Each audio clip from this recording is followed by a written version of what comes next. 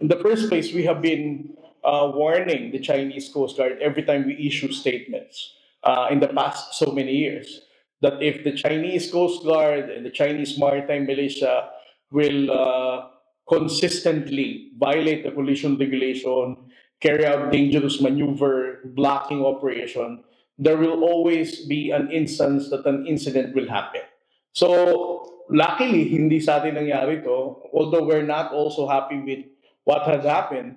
But since for so many years we have been warning them that they need to behave properly at sea and they need to adhere to the rules of the road.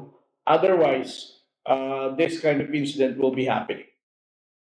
So it's not for the Philippine Coast Guard to be blamed. No?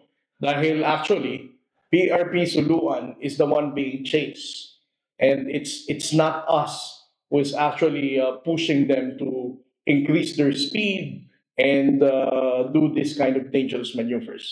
I think it's a fair assessment that the PLA Navy or the Chinese Coast Guard will also put the blame on us dahil tayo yung alam mo yun, yung tayo yung nagpapatrol sa sarili nating exclusive economic zone. And hindi nga natin alam what's the basis of them being there. But regardless of all this, no, we're still going to patrol our own waters because it legitimately falls within our own exclusive economic zone at patuloy nating susuportahan ang kaligtasan ng ating mga mines ng Pilipino.